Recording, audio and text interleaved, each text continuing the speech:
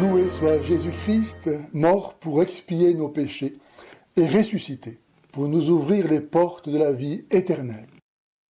Sa grâce et sa paix soient avec vous. Chers amis, vous connaissez la devise des frères musulmans. Allah est notre but, le prophète notre chef, le Coran notre constitution, le djihad notre voie et le martyr notre plus grand espoir.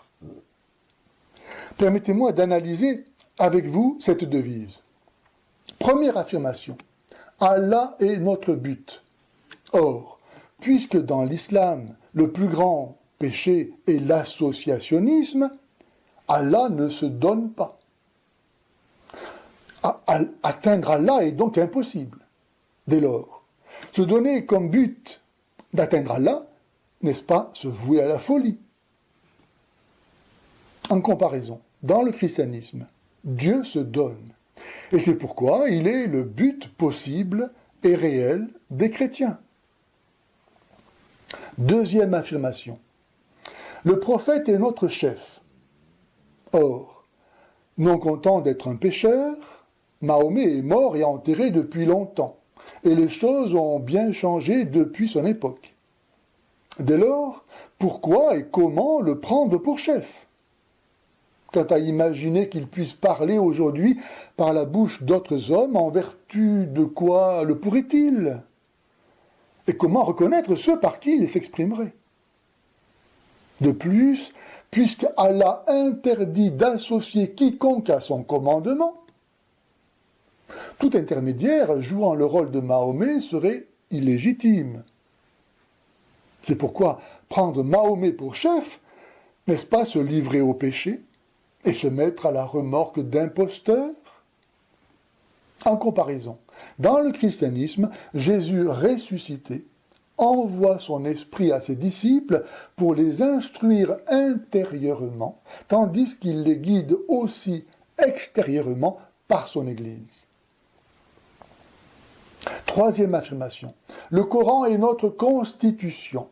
Or, le Coran dit lui-même que personne à part Allah ne connaît l'interprétation du Coran. Dès lors, pourquoi et comment prendre le Coran pour constitution, puisque personne ne comprend ce qu'il veut dire?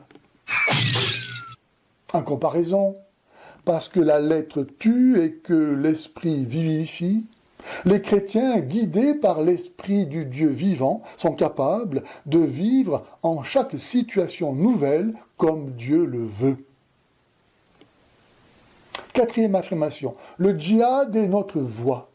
Or, le djihad est la guerre universelle et perpétuelle contre tout ce qui n'est pas ou pas assez musulman.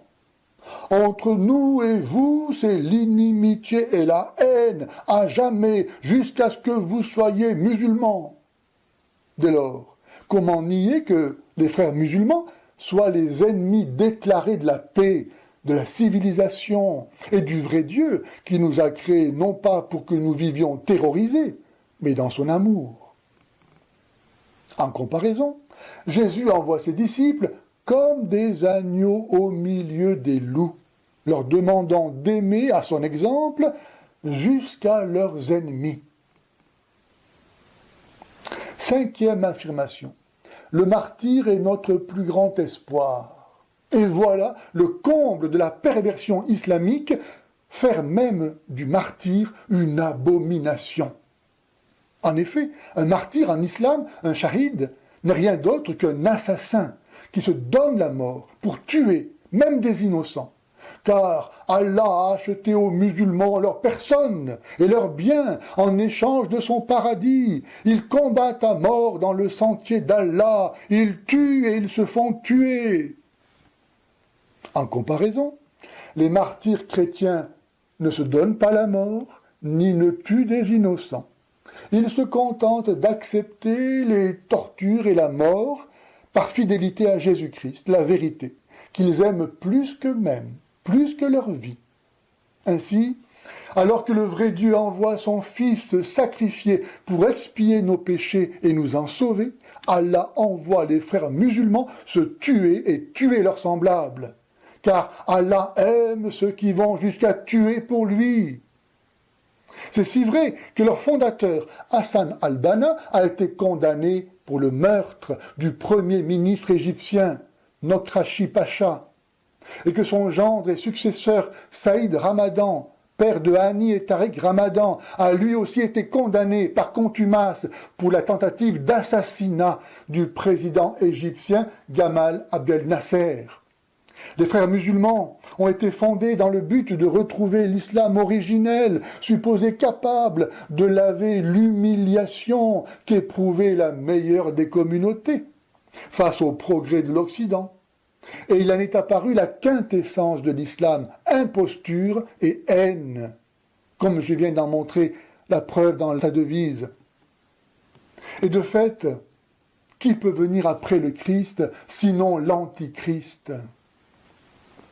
Bref, quoi d'étonnant à ce que cette confrérie d'assassins soit cataloguée comme organisation terroriste, non seulement en Égypte, mais en Russie, en Syrie, au Bahreïn, aux Émirats arabes unis et même en Arabie saoudite.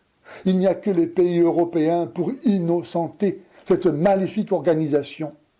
La Suisse accueille sur son sol Hani et Tariq Ramadan, venus y implanter la confrérie au cœur géographique de l'Europe.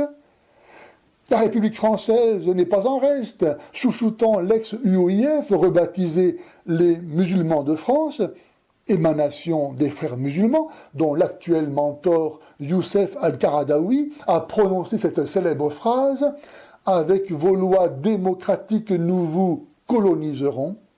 Avec nos lois coraniques, nous vous dominerons. » Et en effet, puisque la France a rejeté Dieu et son Christ, comment pourrait-elle ne pas devenir l'esclave du démon et de l'Antichrist ? Qui n'est pas avec moi est contre moi, qui n'amasse pas avec moi dissipe. Si les gens savaient qu'ils vont en enfer, ils donneraient leur vie au Christ.